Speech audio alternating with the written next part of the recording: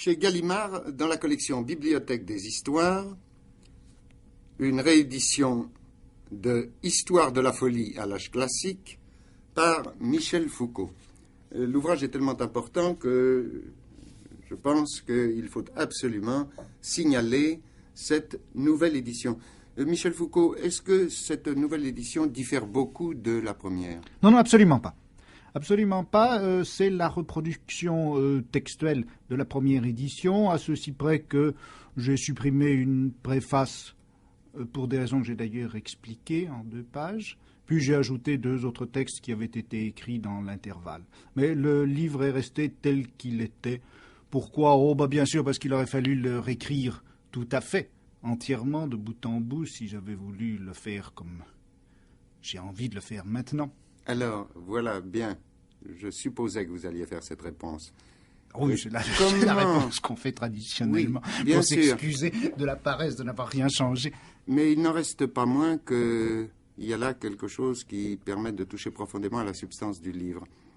Alors, je pense que vous pourriez dire comment vous avez été amené à le faire et ce qu'il faudrait, pour vous, faire maintenant pour s'attaquer à une histoire de la folie. Et préciser aussi quel est le type d'histoire de la folie que vous avez écrite.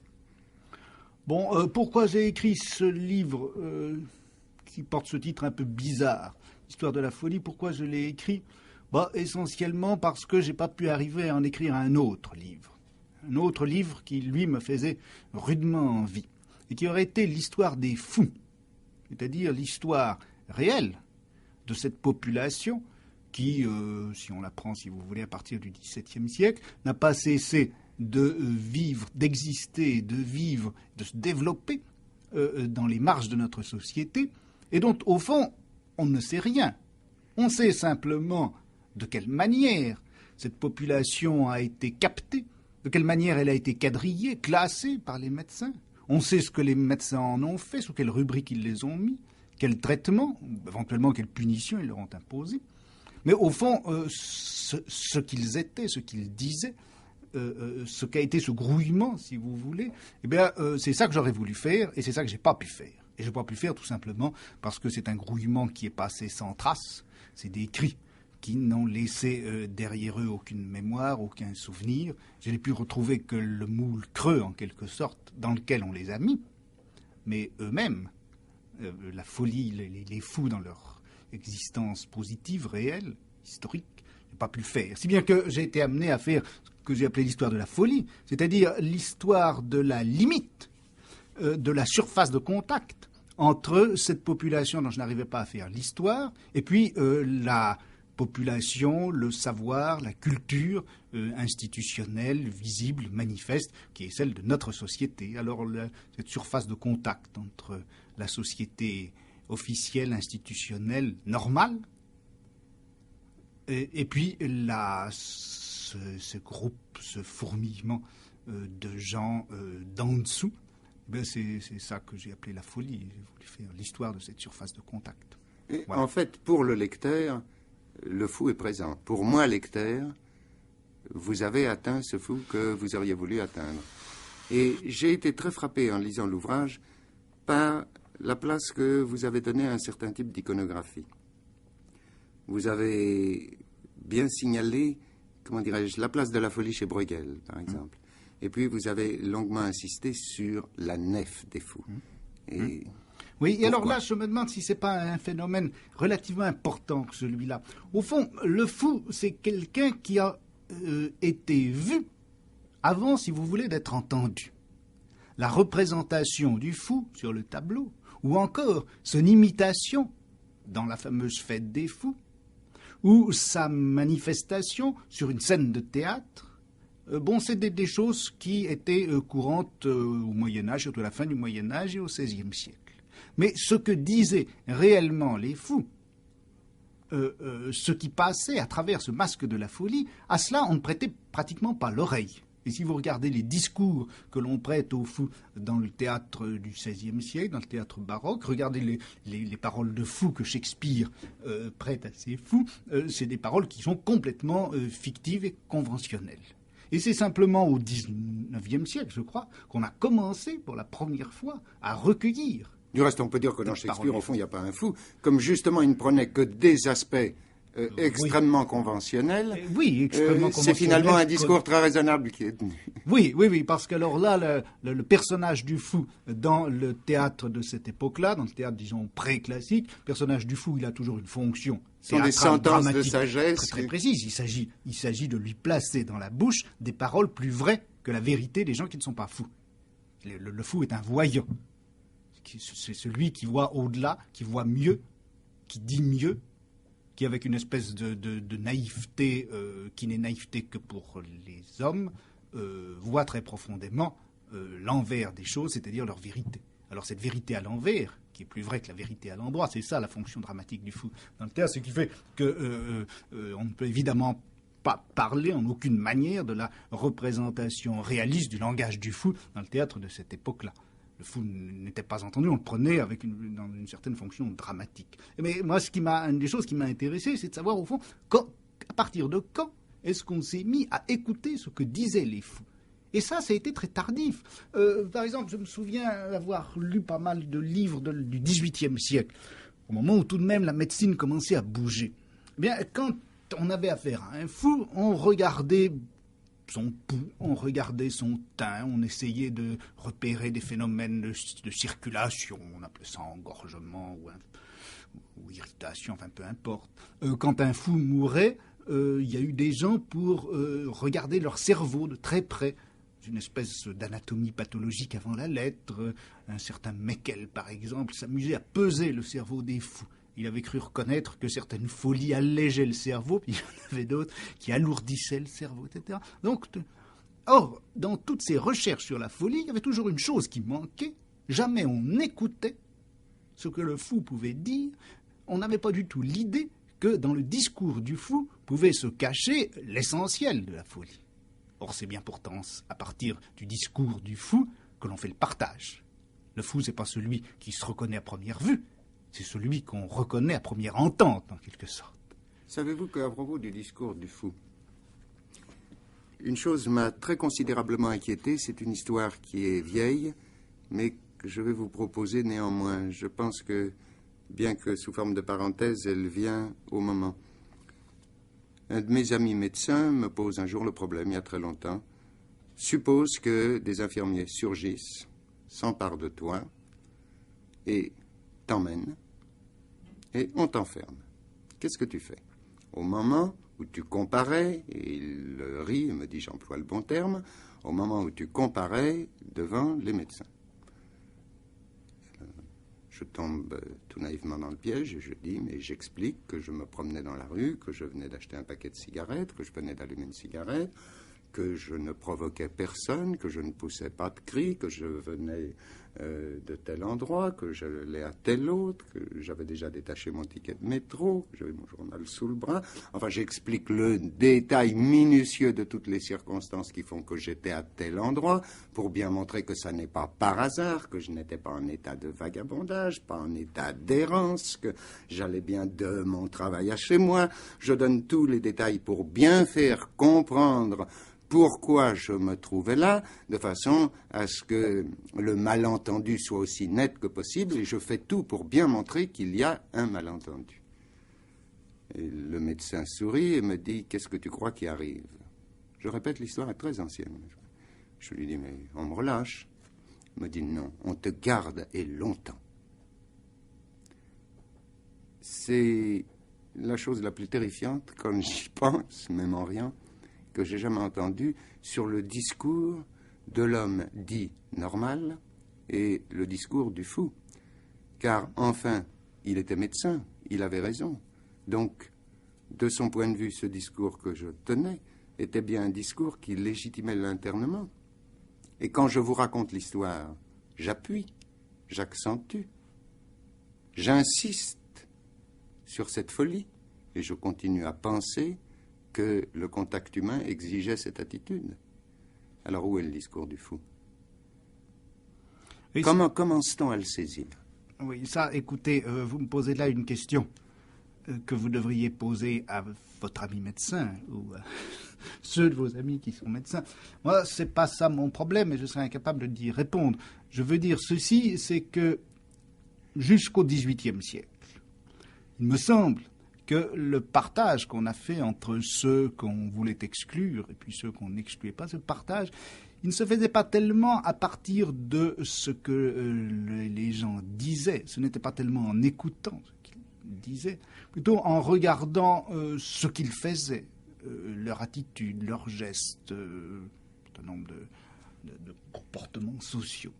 L'idée que le discours, c'est cela qui véhicule la folie, et que c'est en écoutant le discours que l'on va pouvoir retrouver les signes pathognomoniques d'une folie, en quelque sorte dans la syntaxe du discours, que l'on retrouve la folie. Ça, c'est une idée qui est très récente, c'est une invention de la fin du XVIIIe, du début du XIXe, et elle a conduit à la psychanalyse. Oui, parce qu'on a restreint un discours à langage, mais à la vérité, mon vêtement est un discours, tout mon comportement est un discours. Les manifestations extérieures sont des discours et sont des langages que l'on peut codifier. Alors, la différence va être le début du mal. Oui. Je trouve que c'est très très mystérieux la manière dont on est passé de l'observation du comportement, comme vous le dites, à l'observation minutieuse du langage.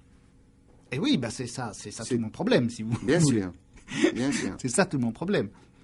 Savoir comment, en effet, à partir de mécanismes de ségrégation qui portaient sur le mode de présence, d'activité des individus dans la société, on en est arrivé à cette recherche médicale, ou soi-disant médicale, des signes verbaux de la folie. Bon, ça s'est fait, je crois, dans un contexte social qui a été absolument déterminant. Bon, les fous jusqu'au XVIIe ou au XVIIIe siècle, ils étaient fort mal distingués. On n'avait pas besoin de les distinguer d'un certain nombre d'autres déviants, comme les oisifs, comme les vagabonds, comme les gens à idées religieuses non conformes, etc. Bon, finalement, il suffisait une sorte de catégorie générale de l'exclusion de tous ces gens qui étaient irréductibles au comportement social moyen, ou au comportement social requis. Bon, et puis à partir du XIXe siècle, les normes de la vie sociale se sont en quelque sorte affinées avec le développement de l'industrie, avec le resserrement en quelque sorte de tout le réseau social. Bon, il a fallu déterminer les aptitudes de chacun à chaque possibilité sociale. De quoi es-tu capable? À quoi es-tu capable? Ça a été cette espèce de situation d'examen général que la société industrielle, que la civilisation industrielle a imposée aux individus. Depuis le XIXe siècle, nous sommes perpétuellement en examen, en situation d'examen. À chaque instant se pose la question, que peux-tu faire? De cela es-tu capable? De cette autre chose, est-ce que tu es incapable? À chaque instant, c'est l'examen, à chaque instant, c'est le niveau, à chaque instant, c'est le passeras-tu pas, n'est-ce pas? Et alors, c'est cela qui a finalement fait proliférer, d'abord, toute une série d'institutions, de triage et d'exclusion, comme sont les écoles, comme sont les institutions d'éducation, ce qui a fait proliférer aussi les institutions d'internement, d'enfermement, d'exclusion, comme les prisons, comme les hôpitaux psychiatriques, comme les centres de redressement, les bagnes, etc. Bon, qui sont le corrélatif, si vous voulez, de cette situation d'examen général liée aux exigences de la société industrielle. Et c'est ainsi que de cette masse assez indifférenciée des gens non assimilables, on a distingué la catégorie des fous. Et la catégorie des fous qui se reconnaît, je crois, essentiellement, que l'on diagnostique essentiellement à partir de ce qu'ils disent. Par opposition, si vous voulez, au criminel, qui lui se reconnaît à ce qu'il fait, ou par rapport au débile mental, qui lui se définit par ce qu'il ne peut pas faire. Et alors, cette écoute de la parole folle cette écoute a été, je crois, très importante dans notre culture. Bon, elle a donné naissance à la psychiatrie, elle a donné naissance à quelque chose que je m'obstine à considérer comme la fille de la psychiatrie, c'est-à-dire la psychanalyse. Et je tends beaucoup à dévaloriser, à réduire la distinction à laquelle les psychanalystes tiennent tellement entre leur propre pratique et la psychiatrie. Mais je crois que si on regarde les choses historiquement avec un peu de recul, on s'aperçoit que la psychanalyse dérive assez évidemment de la grande et forte structure psychiatrique mise en place au début du XIXe siècle. Et puis ça a donné cette idée, cette pratique de l'écoute de la parole insensée, ça a donné un thème qui est, je crois, très très important dans notre culture, qui est le thème du sens. Tout doit avoir du sens. Et même ce qui n'a pas de sens doit en avoir. Et la parole du fou, qui se reconnaît à ceci qu'elle n'a pas de sens, a un certain sens pourtant, mais qui est irréductible aux autres. Et alors je crois que une grande part des sciences humaines, n'est-ce pas, est une... Le langage n'est pas maniable sans qu'à l'observation, on puisse déterminer une systématique qui sous-tend ce langage. C'est ça. Quelle que soit la forme de ce langage, quelles que soient ses manifestations, aussi monstrueuses, aussi déviantes qu'elles puissent paraître. C'est ça. Et je crois que dans notre civilisation, dans notre type de société, on a une espèce de projet de tout ramener au sens, qui est le fondement, ou le projet, si vous voulez, fondamental de la plupart de ce qu'on appelle les sciences humaines. Trouver partout du sens. Vous trouvez comment naît le sens. Vous trouvez comment fonctionne le sens. Et c'est là l'origine des sciences humaines. C'est pour ça que je crois que la psychiatrie... Et en tout cas, trouver partout des codes. Oui, parce que c'est à partir du code que le sens trouver peut exister. Partout des systèmes, partout des systèmes de systèmes. Voilà. Et en tout cas, imposer à un matériau défini ou supposé défini, imposer à force ce carcan de modèles qui nous exprime à notre époque. Et c'est, je crois, pourquoi la psychiatrie a finalement un rôle très très déterminant dans la naissance, a eu un rôle très déterminant dans la naissance des sciences humaines et continue maintenant à être une pièce fondamentale, si vous voulez, dans tout l'édifice, disons en tout cas dans les soubassements historiques des sciences humaines. C'est pourquoi le problème de l'antipsychiatrie est actuellement un problème qui, je crois, déborde en un sens beaucoup le simple problème du statut de la maladie mentale dans la société. C'est déjà un problème très très important, mais si vous voulez, beaucoup de choses dans notre savoir sont malgré tout liées à ce problème de la folie. J'ai eu l'occasion justement de parler récemment à un spécialiste, je n'ose pas dire à un antipsychiatre, mais certainement à quelqu'un qui met l'accent sur l'antipsychiatrie, encore qu'il se dise psychiatre lui-même, ce n'est pas secret, qui est le professeur Coquelin. Et je voyais au cours de l'entretien que précisément, il était impossible de maintenir, et qu'il ne pouvait pas, dans sa recherche, maintenir la folie dans un terrain déterminé. De toutes parts, les cadres éclataient, et de toutes parts se posaient des questions, et un certain type de questions qu'il y a 50 ans ou un peu plus aurait été réservé aux poètes, par exemple. On va bien jusqu'à dans quelle mesure certains types de folie expriment-ils notre conscience? Sont-ils notre conscience? La question de savoir si certains discours tenus pour des discours insensés sont des discours exprimant la conscience sociale est une question qui est devenue une question scientifique, alors qu'au siècle dernier, il aurait été inconcevable de considérer que c'était une question scientifique. On tolérait que ce soit un thème poétique, simplement. Un autre exemple, dans l'hôpital psychiatrique, où le professeur Coquelin est médecin-chef, les infirmiers ont eux-mêmes recueilli, comment dirais-je, le résultat de leur expérience quotidienne, ils l'ont mis en forme et ont publié un ouvrage. Je parle de l'hôpital de plaisir, n'est-ce pas? Et vous connaissez l'ouvrage, ils l'ont mis en forme et ils ont publié l'expérience des infirmiers.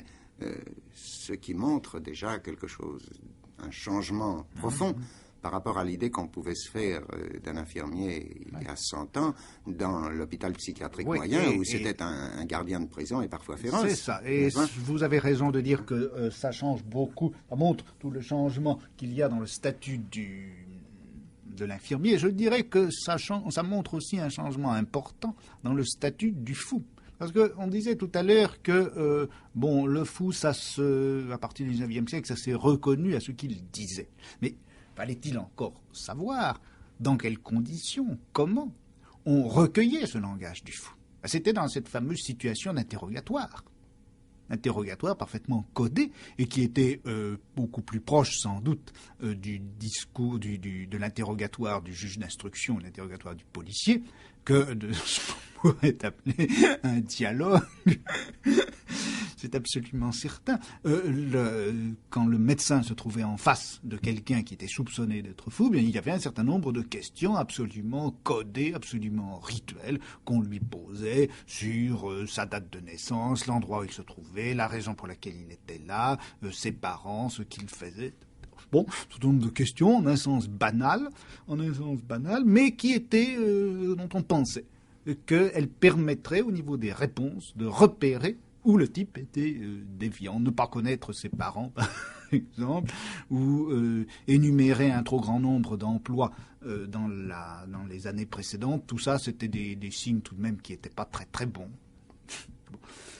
Mauvais ouvrier. Mauvais ouvrier. Et c'était forcément le médecin, et le médecin seul, qui posait ces questions.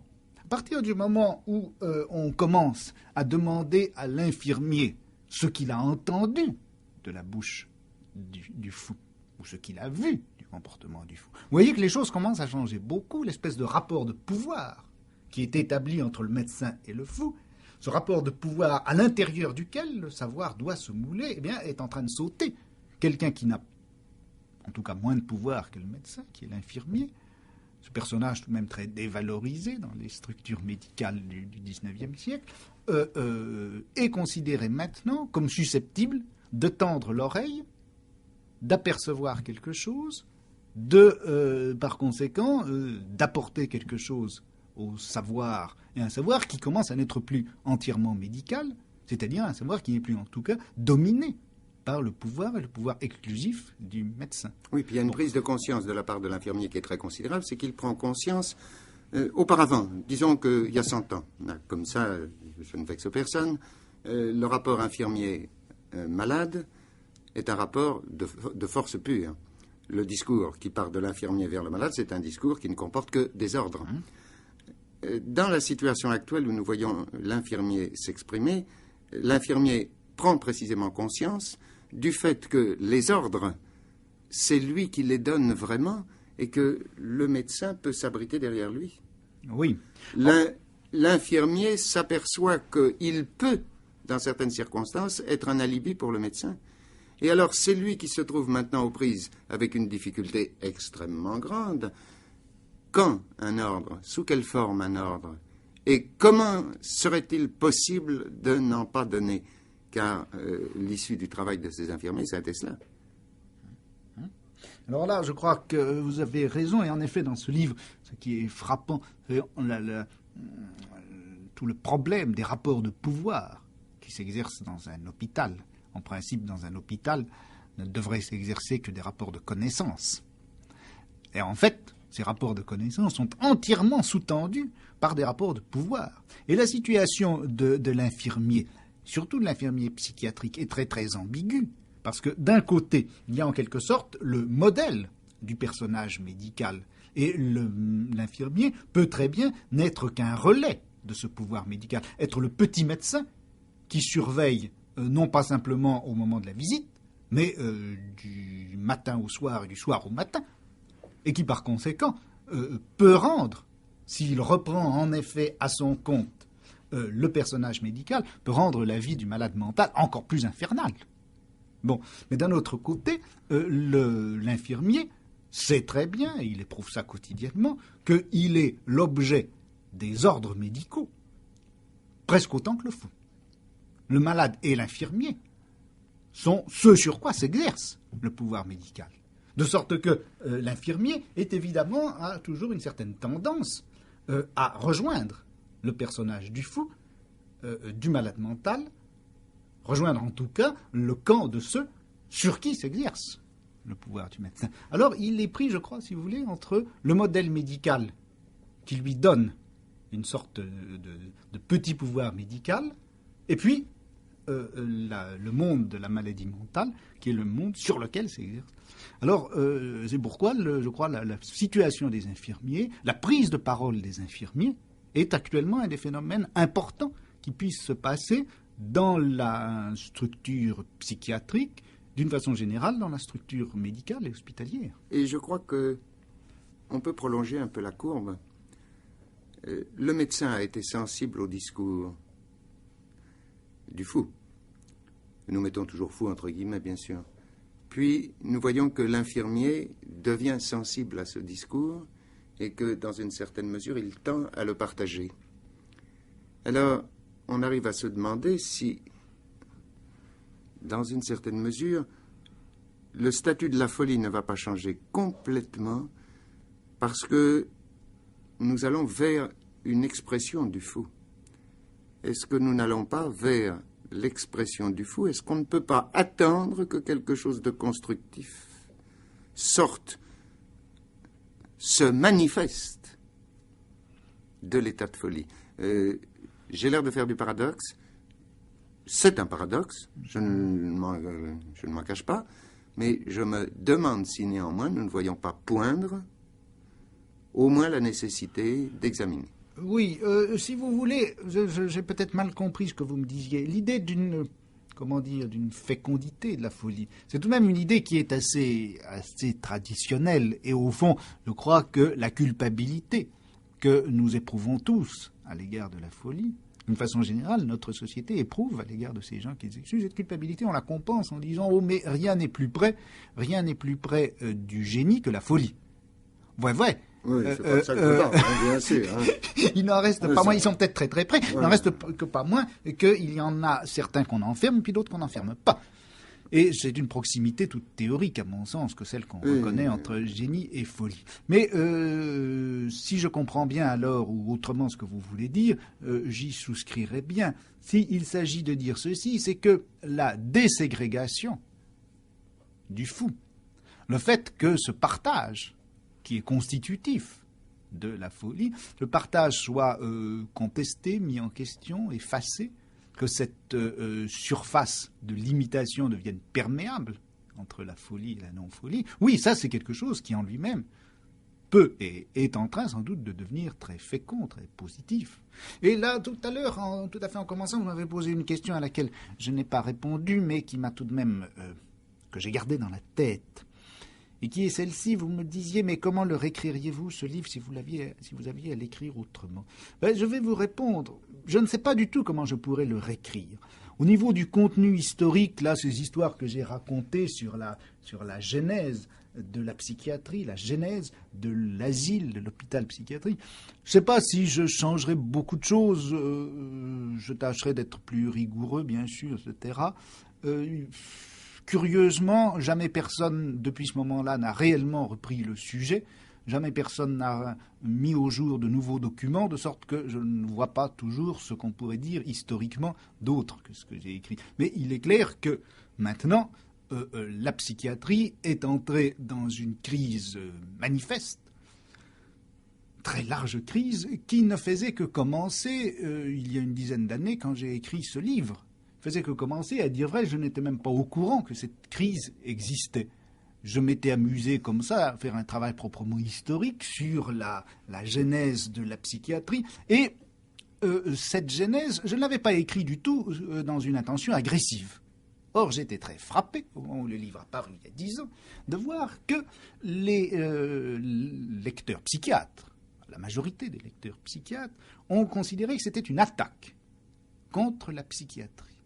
Ils ont reconnu l'histoire de leur propre pratique, l'histoire de leur propre savoir, ils l'ont reconnu comme contestation de leur savoir. Et il y a un lapsus qui est revenu plusieurs fois dans les discours des psychiatres au sujet de ce livre, ils l'ont souvent appelé l'éloge de la folie. Confusion qui certes me flattait, mais je crois de leur part venait du fait que je voulais passer de l'autre côté, que je n'étais pas du leur. Bon, savez-vous, j'ai fait une expérience aujourd'hui. Oui. Avant de venir. J'ai compulsé, je ne donnerai pas des noms, bien entendu, mais j'ai compulsé quelques grands traités classiques de psychiatrie, disons que je n'avais pas regardé depuis leur parution. J'avais examiné au temps de leur parution, que j'avais lu attentivement, auxquelles même j'avais consacré des émissions, et je les ai regardés aujourd'hui. Il est évident que votre livre ne peut leur apparaître que comme une attaque. Comme une attaque, Oui, presque, on ne peut pas penser autrement. Presque comme une injure. Ah oui, puis c'est une leçon. Et alors, donc ça s'est passé, j'étais un peu surpris car c'était pas du tout ça mon intention. Or, maintenant que l'antipsychiatrie s'est développée, eh bien, les antipsychiatres mettent en œuvre, au niveau de leur lutte, et de leur lutte à la fois courageuse et dangereuse et très réelle, ils mettent en question, eh bien justement, toute cette genèse de la psychiatrie que moi j'avais essayé d'étudier d'une façon purement théorique. Et ils ne me doivent rien, ces antipsychiatres. Je ne dis pas ça pour essayer de récupérer l'antipsychiatrie et la traîner de mon côté. C'est pas ça du tout. Je veux dire ceci, c'est que l'approfondissement par les psychiatres eux-mêmes des conditions actuelles de l'exercice de leur pratique, cet approfondissement ne peut pas ne pas les conduire à la découverte des conditions d'exercice, des conditions historiques d'exercice de leur science, d'exercice de leur pratique, d'exercice de leur médecine. Et par conséquent, ils font une critique actuelle des fondements de la psychiatrie qui, d'une façon beaucoup plus radicale, rappelle celle que d'une façon purement théorique, purement superficielle, purement historique, j'ai essayé de faire. Ce qui fait que le bouquin actuellement, je le réécrirais, si j'avais à le réécrire, certainement à partir de ce qui se passe actuellement, et pas dans cette espèce de solitude et de sécheresse un peu théorique où je me trouvais, lorsque je l'ai écrit, mu seulement par une curiosité historique. Maintenant, je le réécrirai avec des intentions polémiques, des intentions critiques, des intentions d'attaque, autrement plus claires que lorsque je l'ai écrit. Voilà. Autrement dit, je me mettrai directement à l'école de ce qu'on a appelé grossièrement l'antipsychiatrie. En tout cas, je me mettrai à l'école de toute cette contestation actuelle, pratique, effective de la psychiatrie, si j'avais à écrire le livre. Voilà. Je dois dire que il y a quelque chose qui vient tout de même à la décharge des psychiatres. Peut-être pas en ce qui concerne leur pratique, mais en ce qui concerne leur vue sur la folie. Si on pense au moment auquel on a commencé justement dans tout le groupe des déviants, comme vous le disiez tout à l'heure, à distinguer le fou et à institutionnaliser en quelque sorte la folie. Ça se passe au moment où on vient de découvrir les merveilles de la classification dans le domaine de la botanique et où on est en train d'édifier la classification dans le domaine de la chimie. Ça a merveilleusement bien marché dans le domaine de la botanique et c'est en train de merveilleusement bien marcher dans le domaine de la chimie. Alors je me demande s'il n'y a pas eu un glissement de l'esprit et si on n'a pas, sans même y penser, je n'accuse pas du tout les psychiatres d'avoir emprunté à la botanique et emprunté à la chimie, attention, ni d'avoir emprunté aux méthodes de l'une ou de l'autre. Pourquoi je ne veux pas dire ça. Pourquoi vous ne les accuseriez pas de cela, puisqu'ils l'ont fait? Ils l'ont fait très explicitement, il n'y a pas à les en accuser. Vous savez, le premier, au fond, le vrai premier... Oh, c'est très difficile de dire le premier. Mais enfin, bon, on parle toujours de Pinel. Bon. Or, Pinel avait un maître. Ce maître, c'était Boissier de Sauvage. Et Boissier de Sauvage, c'est l'individu qui a, d'une façon très explicite, il l'a dit tout au long de son œuvre, voulu appliquer la méthode de Linné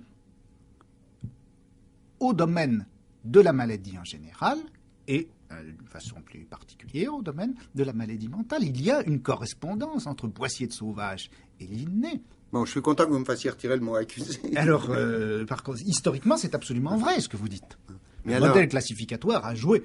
Voilà, alors c'est justement, il faut penser à ce qui apparaissait comme une nécessité intellectuelle et ce qui en même temps était le piège le plus grave. Mais comment l'esprit aurait-il pu procéder autrement? Alors, on peut se demander en quoi ça a été un piège, mais je crois que ça a été un piège en ceci que la classification qui était un jeu spéculatif efficace dans le domaine de la botanique, enfin relativement efficace, cette classification a servi en fait dans la psychiatrie à des fins qui étaient de défense sociale. On ne classait pas tellement pour mettre en ordre, comme faisait Linné en psychiatrie, on classait pour exclure, on classait pour désigner le désordre. Et c'est en cela que ça n'a pas joué du tout de la même façon. Oui, parce que sur le plan théorique, la classification est partie ensuite vers la connaissance. On a classifié pour exclure, mais on a été amené très rapidement à classifier pour savoir. Et ça n'a pas accru très très vite l'ordre des connaissances que cette classification. Vous voulez dire dans la psychiatrie? Oui. Oh, bon, ça n'a servi. Enfin, si, ça a beaucoup servi. Ça a beaucoup servi à la pratique psychiatrique. Ça a servi à toute la pratique de l'internement, c'est vrai. Mais au niveau du savoir réel de la folie... Et puis il s'agit d'un homme que l'on soigne. Ça a servi à très peu de choses. Ça a servi à très peu de choses. Ça a été, jusqu'à un certain point, une manière d'ignorer, une manière de ne pas savoir. Savez-vous qu'il y a une chose qui serait très intéressante, c'est de faire la statistique des traitements différents appliqués dans l'hôpital psychiatrique moyen. Voilà, faire cette enquête de manière précise, je crois que ça serait très utile. Combien de types de traitements différents applique-t-on? Je crois qu'on serait amené à considérer que les familles de traitements appliqués sont extrêmement peu nombreuses. Autrement dit que on est toujours dans la classification rudimentaire. Vous savez, produit A, produit B, produit C est sorti de là. Quand je finissais il n'y a pas grand-chose. mes études, je me souviens avoir visité un grand hôpital du nord de la France, à Bailleul, c'était. Il y avait alors des milliers de malades, je ne sais plus, 2000, 2005, 3000, je ne sais plus, c'était énorme. Et je me souviens avoir posé au psychiatre qui était là la question, mais quel traitement pouvez-vous faire à ces gens-là? Il me répondait, quoi? Les panaries et les angines. C'est-à-dire que non seulement, vous dites il y a très peu de traitements, de types de traitements, dans le grand hôpital type Bailleul, ou sans doute Maréville à cette époque-là, etc., eh bien, il n'y en avait pas du tout. Il n'y avait que le traitement médical moyen d'une population ordinaire. Et, les gens qu'on médicalisait, oui, en effet, on les médicalisait avec l'électrochoc, et maintenant avec la chimiothérapie, mais vous avez raison. Les il n'y a pas tellement longtemps qu'un psychiatre avec qui je bavardais m'a dit, mon cher, qu'est-ce que vous voulez? Il y a la cavalerie pour tout le monde, puis il y a ceux qui ont de l'argent. Alors, c'est bien dire que l'éventail des connaissances n'est pas encore très ouvert, mais qu'au niveau de la thérapeutique, alors cet éventail est étrangement fermé. C'est certain. Et enfin, pour en revenir là, puis à ces problèmes historiques, actuellement, il est très certain, il me semble, que l'on traverse une crise historique très réelle, très profonde de la pratique psychiatrique. Une crise qui est peut-être aussi importante que la crise qui a fait naître la psychiatrie à la fin du XVIIIe siècle, qui va peut-être la faire disparaître actuellement, ou en tout cas qui va peut-être permettre dans les quelques dizaines d'années une insertion tout autre, un rapport tout autre plutôt, de ce qu'on appelle la raison avec ce qu'on appelle la folie. Et c'est dans cette mesure-là que le livre qu'on réédite actuellement, en un sens, il est tout à fait dépassé. Il était là, il a été écrit à l'origine de la crise, au moment où elle pointait à peine. La crise est maintenant développée. Dans 10 ans, elle sera encore plus large. Ou peut-être même sera-t-elle déjà terminée, je n'en sais rien. Je reviens au début de votre livre. Je vous avais posé une question, puis nous nous sommes écartés. Et vraiment, je tiens à la poser. Pourquoi avez-vous été si sensible à l'image de la nef des fous? Parce que je crois que ce thème de la nef des fous indiquait bien, finalement, quel était, à cette époque-là, ce à quoi les gens étaient le plus sensibles dans la déviance. C'était le phénomène de la transhumance, le phénomène du nomadisme. À la fin du XVe, début du XVIe siècle, les populations à la fois bougent beaucoup, mais déjà commencent à se stabiliser, un certain phénomène d'urbanisation qui se répandait en Europe à cette époque-là, appelait une certaine implantation de la population. Alors le déplacement, l'errance, la transhumance a commencé à cette époque-là à être perçu comme le signe en quelque sorte négatif. Bon, ce ne l'est devenu tout à fait que beaucoup plus tard. C'est au XIXe siècle que le fait d'être nomade, le fait de se déplacer, le fait de bouger, de n'être jamais au même endroit, a été, dans nos sociétés, en Europe, un signe absolument négatif. Mais il me semble que dès le XVe, XVIe siècle, ça commence à apparaître. L'étranger, celui qui arrive d'on ne sait où, qui vient de nulle part et qui ne va de nulle part, était un personnage quasi sacré au Moyen-Âge. On l'accueillait comme l'hôte auquel on n'avait rien à demander et auquel on devait tout. On n'avait aucun droit sur lui, il avait presque tous les droits sur vous. Il s'installait, il était là, bon, et puis il repartait. Or, à partir du XVe, XVIe siècle, ce personnage de l'errant commence à devenir un peu négatif, rempli d'ombre, et je crois que la Nef des Fous signale ce passage du positif au négatif en ce qui concerne le personnage de l'errant, du transhumant, du nomade. D'ailleurs, actuellement, nous repasserions, dans une certaine mesure, du négatif à un autre type de positivité. Je dis bien un autre type de positivité parce que celui qui se déplace actuellement n'est plus cet étranger sacré. Mais le déplacement, dans pas mal de sociétés, est en train de reprendre une certaine valeur. Oui, mais quand ça, il a une motivation économique. Oui, mais il ne faut pas non plus confondre déplacement et voyage. Vous savez, le voyage... mais je pense à l'errance professionnelle. Ah oui. Celui qui va de là à là, puis là, puis là. Ce qui existe, je crois que nous en parlions récemment lors de cette émission, aux États-Unis, par exemple. Oui, seulement alors, aux États-Unis, l'errance a pu rester un phénomène positif, un phénomène valorisé, dans la mesure où quitter son travail, c'était aller trouver ailleurs, à la frontière, un nouvel emplacement, un nouveau territoire, une nouvelle richesse. Dans les pays déjà un peu surpeuplés, déjà pleins de l'Europe, l'errance ne pouvait pas avoir cette fonction-là. Quelqu'un que l'on ne pouvait plus supporter, eh bien, il fallait ou l'enfermer sur place, ou alors l'expédier franchement de l'autre côté de la frontière, ou de l'autre côté de la mer, et c'était la colonisation. Et celui qui partait comme colon était en lui-même, même si un jour il devait revenir riche et chargé de positivité, quand il partait, c'était tout de même un personnage qui était un peu douteux. Je me souviens encore quand j'étais enfant, avant la guerre, les garçons de mon village, tel ou tel garçon qui partait pour Madagascar. Partir pour Madagascar, c'était pas un très bon signe. Quand j'étais enfant, j'ai entendu dire pour quelqu'un qui était revenu des colonies, il s'est racheté, il a réussi. Voilà, c'est ça. Je me rappelle avoir entendu dire ça. Voilà. Alors, je crois que là, du XVIe au XIXe, XXe siècle, l'errance, le déplacement n'a pas cessé d'être de plus en plus négativisé. Et alors, au XIXe siècle, c'est surtout à ce moment-là, n'est-ce pas, que le déplacement est devenu presque un interdit, au moment où on a créé ces fameux livrets pour ouvriers, qui faisait que plus un ouvrier passait en des endroits différents, plus il passait sous des maîtres différents, moins il était coté, plus il devenait un personnage douteux et dangereux. Alors la Nef des Fous, c'est ça, premier signe peut-être de la dévalorisation du déplacement. Monsieur Michel Foucault, professeur au Collège de France, parlait de son livre « Histoire de la folie à l'âge classique », édition Gallimard, collection Bibliothèque des Histoires.